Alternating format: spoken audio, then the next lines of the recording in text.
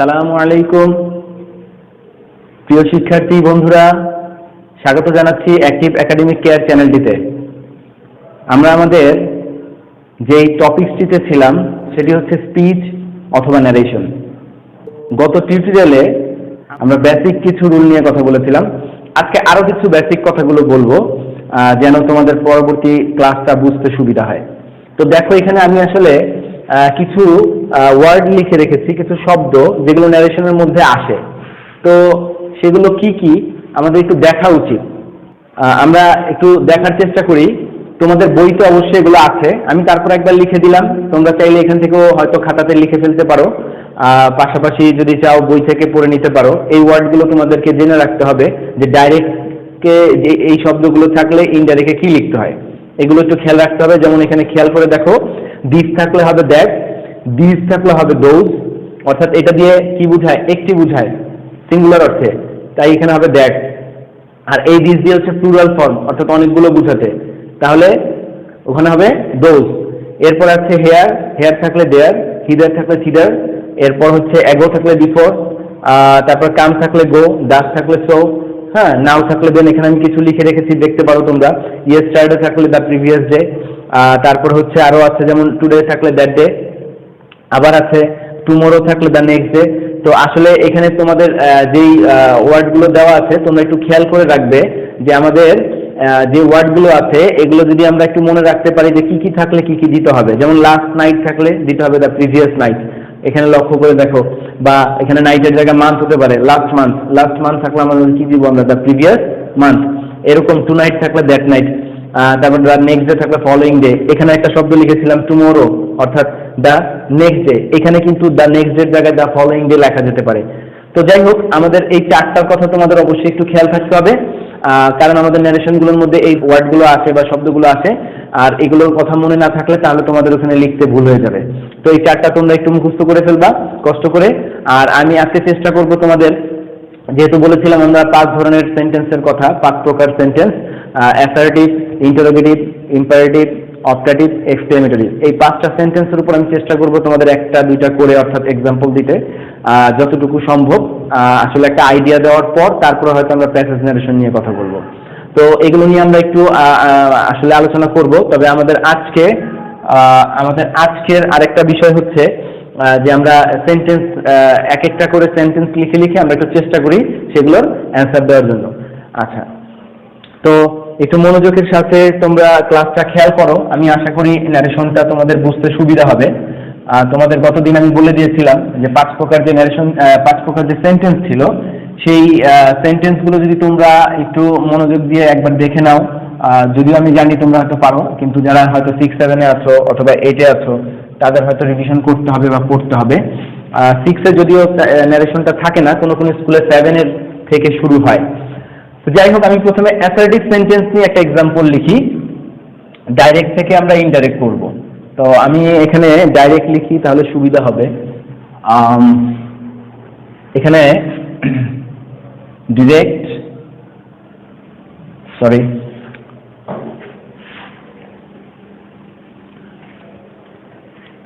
প্রথমে আমি ডিরেক্ট একটা স্পিচ লিখি, ডিরেক্ট স্পিচ লিখি। যেমন Hasan said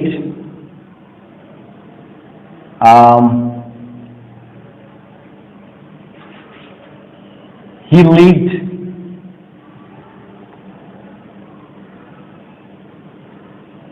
many years in Dhaka.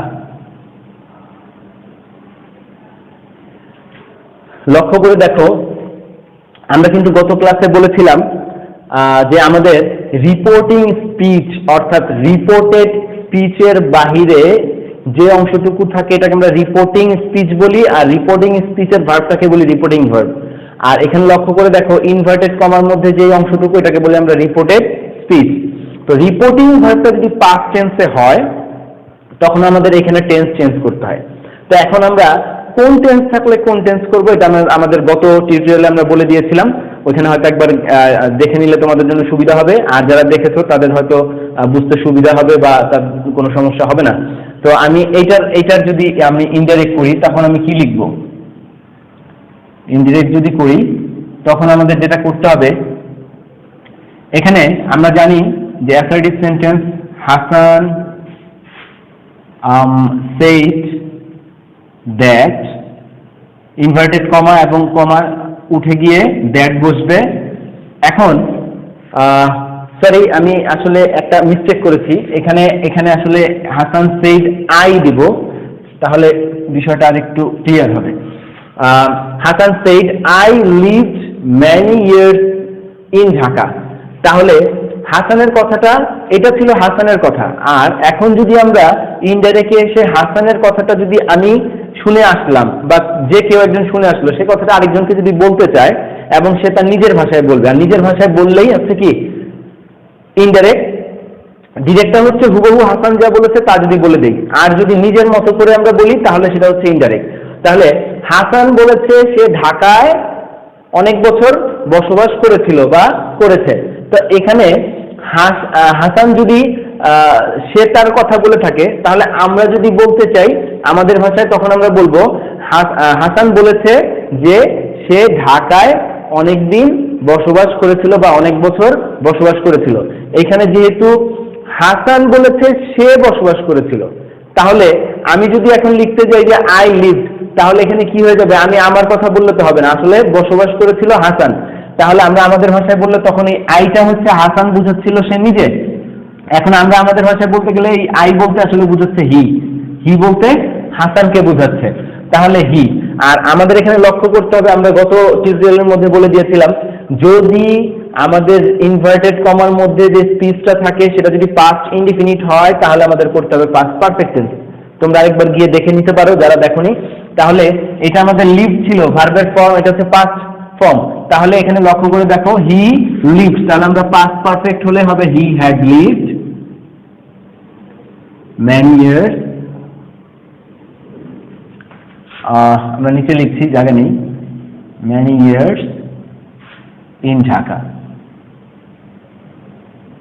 লক্ষ্য করে দেখো Hasan said I lived many years in Dhaka, আর এটাকে আমরা ইনডাইরেক্ট করলে কি হবে? হাসান said that, ইনভার্টেড কমাগুলো উঠে যাবে, সেখানে দ্যাট বসাতে হবে। এরপর এই আই বলতে হাসান নিজেকে বুঝাচ্ছিল। তাহলে আমরা যদি আমাদের ভাষায় বলি তাহলে বলবো যে হাসান ঢাকায় অনেক বছর বসবাস করেছিল। তাহলে এখানে হয়ে যাবে কি হাসান বলতে সে, তাই আমরা এখানে বসাবো হি। আর যেহেতু এটা পাস্ট ইনডিফিনিট ছিল তাই এটাকে পাস্ট পারফেক্ট করা হলো। মনে আছে তো? পাস্ট ইনডিফিনিট থাকলে পাস্ট পারফেক্ট, অর্থাৎ 1 এর সাথে 3, 2 এর সাথে 4। এটা যেহেতু ইনডিফিনিট তাই এটাকে করতে হবে পাস্ট পারফেক্ট। এবার আসো আমরা ইন্টারোগেটিভ নিয়ে কথা বলবো। আসলে অল্পতে চেষ্টা করতেছি যে টপিকটা শেষ করার জন্য, একটু লক্ষ্য করলেই বুঝতে পারবে। যেমন আমরা যদি, এটা ছিল অ্যাসার্টিভ সেন্টেন্সের জন্য, এটা অ্যাসার্টিভ সেন্টেন্সের জন্য ছিল। এখন আমরা ইন্টারোগেটিভ সেন্টেন্স নিয়ে এক্সাম্পল দেই, তাহলে আমাদের বুঝতে সুবিধা হবে। আমরা চেষ্টা করতেছি যে অ্যাসার্টিভের পরে ইন্টারোগেটিভের এক্সাম্পল দিব, তারপর হচ্ছে ইম্পারেটিভ, এরপরে হচ্ছে অপটাটিভ, তারপর হচ্ছে এক্সক্লেমেটরি, যেন জাস্ট ন্যারেশনের বিষয়টা আমরা ধরতে পারি। এবার আসো আমরা প্রথমে যদি লিখি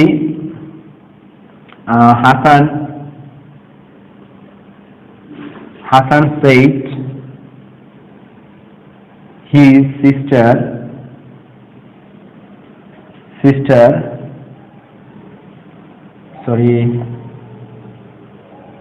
what are you doing?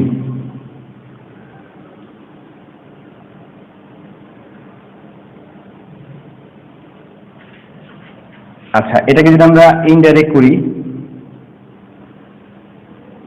Indirect করলে হবে, যেহেতু ইন্টারোগেটিভ সেন্টেন্স তাহলে আমরা বুঝতে পারছি আগে যেমন দ্যাট ইউজ করেছিলাম এবং এখানে লিখেছিলাম said, কিন্তু এখন যেহেতু এটা ইন্টারোগেটিভ সেন্টেন্স তাই আমরা লিখবো asked। Hasan asked his sister। আচ্ছা, এবার একটু কথা আছে, WH ওয়ার্ড অর্থাৎ what, when, how, where, why, এই যে WH যুক্ত যে ওয়ার্ডগুলো আছে এই ওয়ার্ডগুলো থাকলে এইটাকেই বসাতে হবে। আমি পরে আরেকটা এক্সাম্পল দিব, তাহলে ইন্টারোগেটিভ নিয়ে আসলে পুরোপুরি ক্লিয়ার হয়ে যাবে। লক্ষ্য করে দেখো, যদি WH ওয়ার্ডগুলো থাকে তাহলে আমরা হুবহু এটাই বসাবো। এরপরে যদিও এটা ইন্টারোগেটিভ সেন্টেন্স ছিল, আমরা কিন্তু অ্যাসার্টিভ বানাবো। খেয়াল করে দেখো, তাহলে হোয়াট থাকবে, আর এখানে ছিল হাসান তার বোনকে বলছিল যে তুমি কি করছো। যেহেতু এটা প্রেজেন্ট কন্টিনিউয়াস আছে তাহলে আমাদের পাস্ট কন্টিনিউয়াস করতে হবে।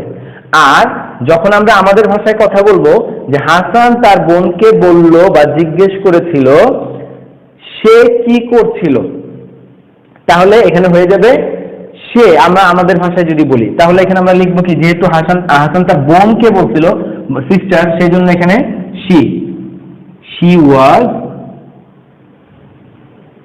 what she was doing, full stop. তাহলে লক্ষ্য করে দেখো, যখন আমাদের ইন্টারোগেটিভ সেন্টেন্স আমরা বুঝতে পারলাম শেষে কোশ্চেন মার্ক থাকবে এবং WH ওয়ার্ডটা থাকবে, তখন আমরা জাস্ট ইন্টারোগেটিভ সেন্টেন্সের কারণে আমরা এখানে আস্ক বসাবো এবং এখানে WH ওয়ার্ড যেটা থাকবে আমরা সেটাই বসাবো। এরপর সাবজেক্টটাকে তাদের প্রোনাউন চেঞ্জ করে, অর্থাৎ এটা যেহেতু সিস্টার, একজন মেয়ে হলে আমরা আসলে শি ইউজ করি আর ছেলে হলে আমরা হি ইউজ করি। এটা ছিল প্রেজেন্ট কন্টিনিউয়াস টেন্স, তাই এটাকে বানানো হলো পাস্ট কন্টিনিউয়াস টেন্স। আর এখানে ইন্টারোগেটিভ সেন্টেন্স থাকলে আমরা আস্ক দিয়েই সেটা বুঝিয়ে দিয়েছি, এবং এখানে এসে আমরা এটাকে হোয়াটের পরে সাবজেক্ট তারপরে ভার্ব। যদি ইন্টারোগেটিভ সেন্টেন্স করতে গেলে অক্সিলারি ভার্বগুলো আগে বসে, সাবজেক্টটা পরে বসে, কিন্তু আমরা এখানে সাবজেক্টটা আগে এনেছি এবং ভার্বটাকে, অক্সিলারি ভার্বটাকে পরে বসিয়েছি। আমরা আরেকটা এক্সাম্পল দিব এইটা নিয়েই, অর্থাৎ যেহেতু ইন্টারোগেটিভ সেন্টেন্সের দুইটা ধরনের সেন্টেন্স থাকে, আমরা আরেকটা বলতে পারি হাসান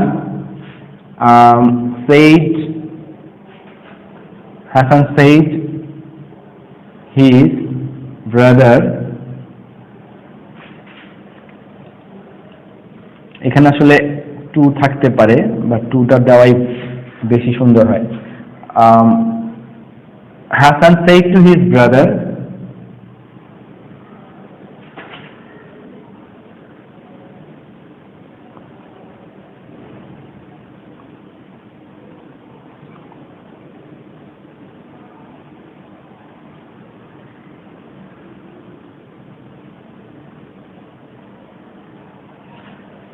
লক্ষ্য করে দেখো, এইটাও কিন্তু ইন্টারোগেটিভ সেন্টেন্স, এটাও একটা ইন্টারোগেটিভ সেন্টেন্স, কিন্তু এই ইন্টারোগেটিভ সেন্টেন্সটাকে আমরা ইনডাইরেক্ট করতে গেলে আমাদের খেয়াল রাখতে হবে যে will you go to school, এটাও ইন্টারোগেটিভ সেন্টেন্স, কিন্তু এখানে কিন্তু WH ওয়ার্ড নাই।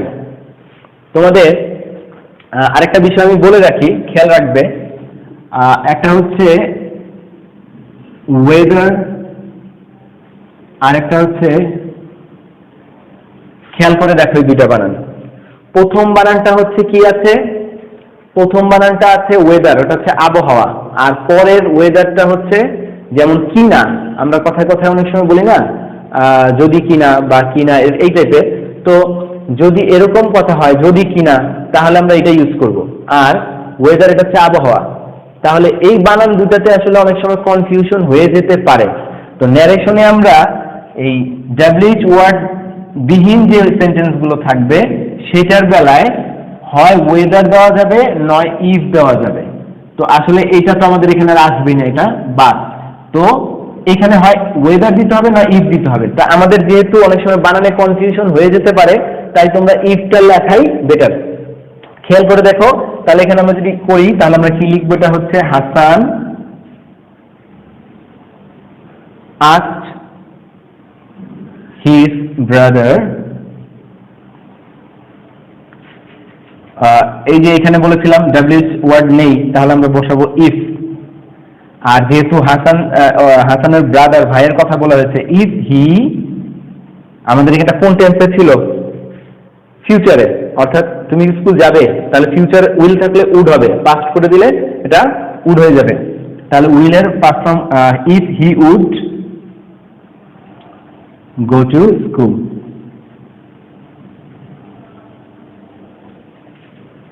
তাহলে লক্ষ্য করে দেখো, আমাদের উইলটা আগে ছিল, সাবজেক্টটা পরে ছিল।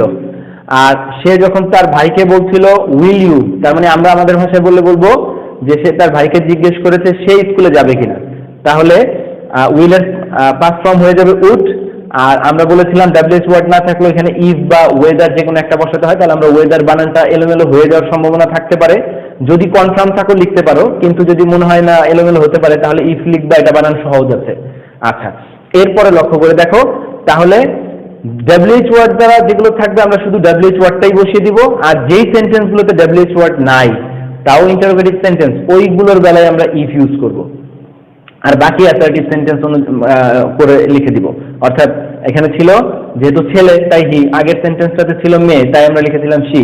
তাহলে এটা ছিল will you go to school, এখানে হচ্ছে if he would go to school. আশা করি বুঝতে পেরেছো। এরপরে আমরা ইম্পারেটিভ সেন্টেন্সের আসলে অনেকগুলোই লেখা যাবে। আমরা আসলে পরবর্তীতে যখন প্যাসেজ নারেশন নিয়ে কথা বলবো তখন এগুলো অনেক ধরনের আসবে, তখন প্র্যাকটিস হয়ে যাবে। আমি আপাতত একটা বা দুইটা দেখি।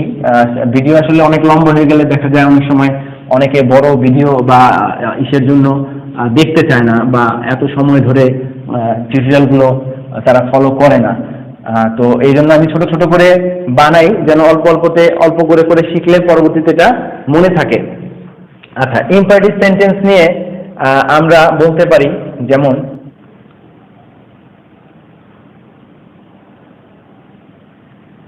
আচ্ছা আমরা এখন ইম্পারেটিভ সেন্টেন্স নিয়ে এক্সাম্পল দিব। তো ইম্পারেটিভ সেন্টেন্স নিয়ে যদি আমরা এক্সাম্পল দিই তাহলে আমরা প্রথমে লিখি the teacher said to the student always speak the truth.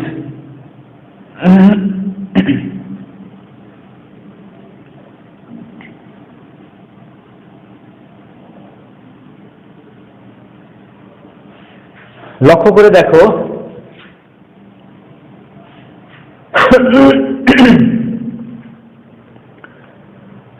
দেখো, the teacher said to the student always speak the truth, অর্থাৎ সব সময় সত্য কথা বলবে। টিচার ছাত্রকে বললো সব সময় সত্য কথা বলবে। তাহলে এটা দিয়ে কি বুঝাচ্ছে? ইম্পারেটিভ সেন্টেন্স তো আমরা জানি অনেক ধরনের হতে পারে, আদেশ হতে পারে, নিষেধ হতে পারে, উপদেশ হতে পারে। তো এটা দিয়ে আসলে বুঝাচ্ছে কি? উপদেশ। তাহলে এটা আমরা কি লিখবো? অ্যাডভাইস। তাহলে আমরা এখানে লিখবো, ইনডাইরেক্ট লিখতে গেলে দ্য টিচার অ্যাডভাইস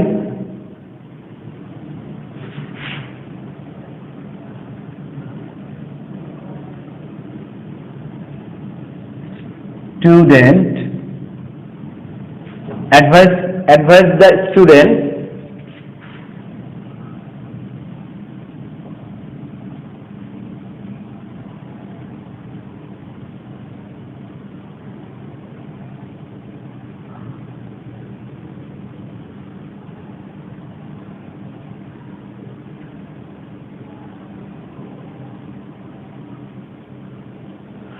লক্ষ্য করে দেখো, আসলে একটু বুঝার বিষয়, তারপরে ইনশাল্লাহ সব হয়ে যাবে। প্রথমে সেন্টেন্সটাতে আমরা দেখলাম the teacher said to the student always speak the truth, এবং পরবর্তীতে যখন আমরা ইনডাইরেক্ট করব তখন আমরা বুঝতে পারলাম যে অলওয়েজ স্পিক দ্য ট্রুথ এটা একটা advice. So the teacher advise to the student, আমরা এখানে টু দ্য লিখে দিব। কি বললো? অর্থাৎ তাকে সবসময় সত্য কথা বলতে বলা হলো বা উপদেশ দেওয়া হলো। তাহলে এখানে মনে রাখতে হবে ইম্পারেটিভ সেন্টেন্সে সবসময় ভার্বের আগে টু ইউজ করতে হয়। আগের সেন্টেন্সগুলোতে আমরা ইন্টারোগেটিভের জন্য কি করেছিলাম? আস্ক ইউজ করেছিলাম, অ্যাসার্টিভ সেন্টেন্সে দ্যাট ইউজ করেছিলাম। কিন্তু ইম্পারেটিভ সেন্টেন্স হলে এখানে ভার্বের আগে টু ইউজ করতে হবে। আর যেহেতু এখানে অলওয়েজ কথাটা প্রথমেই ছিল, আর আমাদের ইম্পারেটিভ সেন্টেন্সের জন্য যেহেতু টু ইউজ করবো, তাহলে টু কিন্তু ভার্বের আগে থাকে। সেই জন্য আমরা এই ভার্বটাকে নিয়ে শুরু করলাম, অলওয়েজ শব্দটাকে আমরা শেষে বসিয়ে দিলাম। তাহলে খেয়াল করে দেখো, এটা হচ্ছে হ্যাঁ বোধক। হ্যাঁ বোধক হলে আসলে আমরা টু ইউজ করব, আর যদি না বোধক হয় তাহলে আমরা নট টু ইউজ করব।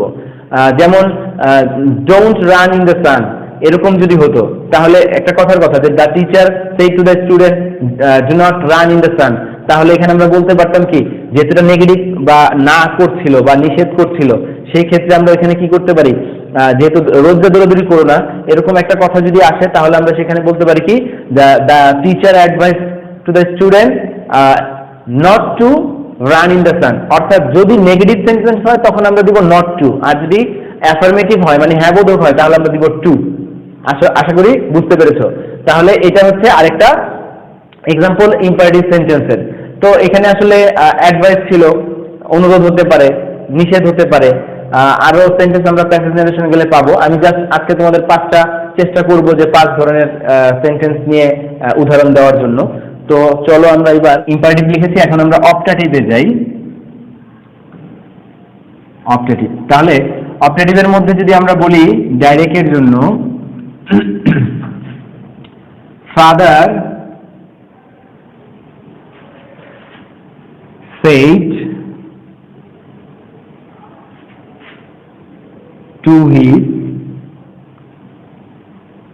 son,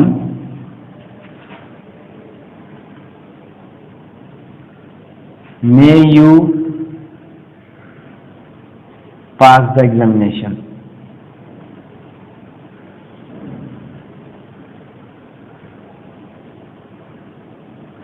এখানে লক্ষ্য করে দেখো, এইটা আসলে এক ধরনের মনের ইচ্ছা বা তার জন্য দোয়া করা বা প্রার্থনা করা, অর্থাৎ তুমি পরীক্ষায় পাশ করো, এটাই দোয়া করি বা আশা করি।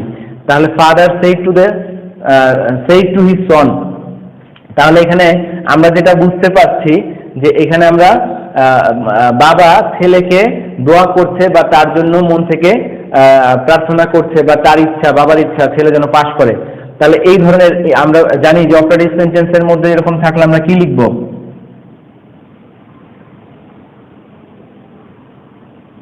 ইনডাইরেক্টলি গিয়ে লিখব ফাদার প্রেইড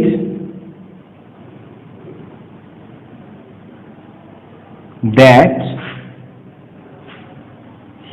হিটাকে আসলে পুত্রকে বোঝাচ্ছে, সন।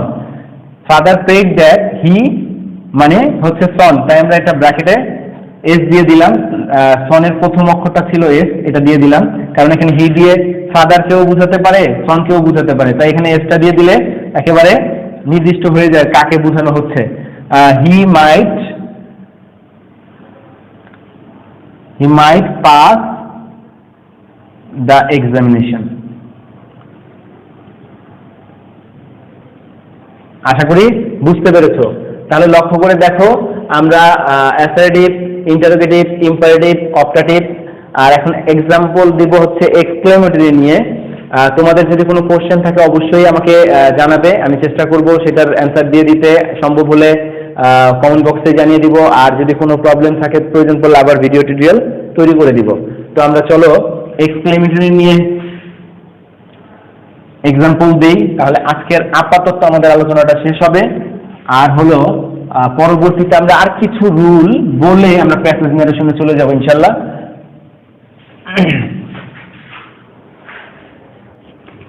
এবার আসো আমরা এক্সক্লেমেটরি সেন্টেন্সে যাই।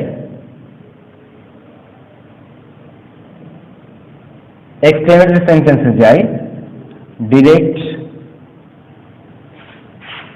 Ratul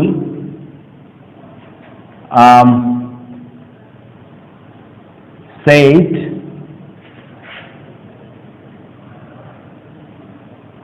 what a fine bird it is। তাহলে এই সেন্টেন্সটা দেখে আমরা বুঝতে পারলাম এটা একটি এক্সক্লেমেটরি সেন্টেন্স, অর্থাৎ এখানে রাসূলকে আমরা আনন্দিত অথবা অবাক হওয়া অর্থে, অনেক সময় সুন্দর কিছু দেখলে আমরা অনেক সময় ওয়াও, বা আমরা অনেক সময় বলি যে কি সুন্দর পাখি, মনের যে এক্সপ্রেশনটা বোঝাতে চাচ্ছি, এখানে লক্ষ্য করলেই বুঝতে পারবে রাসূল said what a fine bird it is, অর্থাৎ পাখিটি কি সুন্দর। তাহলে এটা মনের এক্সপ্রেশন। আমরা তো জানি এক্সক্লেমেটরি সেন্টেন্স মনের দুঃখ হতে পারে, আনন্দ হতে পারে, বা অবাক হওয়া হতে পারে। এই ধরনের এক্সপ্রেশনগুলো যখন আমরা দেখতে পাবো তখন আমরা বুঝতে পারবো সেটা এক্সক্লেমেটরি সেন্টেন্স। আর এটার জন্য আমাদের indirect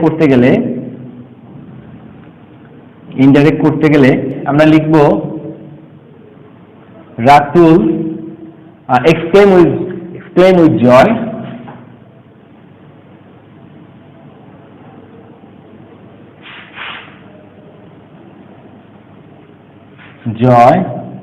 that it was a very fine bird।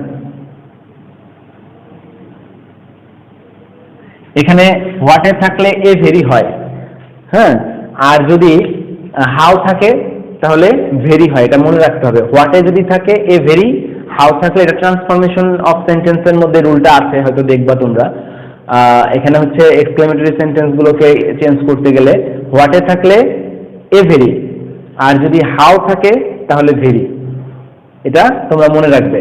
তাহলে যেহেতু হোয়াটে ছিল তাই বলা হচ্ছে Ratul exclaim with joy that it was a very fine bird. আশা করি বুঝতে পেরেছো। আমি এরপরে চেষ্টা করব তোমাদের প্যাসেজ ন্যারেশন নিয়ে কথা বলতে। আজকে জাস্ট আমরা 5 ধরনের সেন্টেন্স নিয়ে কথা বললাম, হয়তো আরো এক্সাম্পল আসবে প্রত্যেকটা সেন্টেন্সে। তো প্যাসেজ ন্যারেশন নিয়ে যখন আমরা ক্লাসটা করব তখন হয়তো তোমাদের জন্য এটা আরো ইজি মনে হবে। তবে হ্যাঁ, একটু প্র্যাকটিস তো অবশ্যই করতে হবে, কারণ প্র্যাকটিস না করলে কঠিন মনে হবে। আমাদের পেছনের যে ভিডিও টিউটোরিয়ালটা আছে সেটা দেখার পরে আজকের ক্লাসটা যদি তোমরা দেখো, আশা করি অবশ্যই বুঝতে পারবে।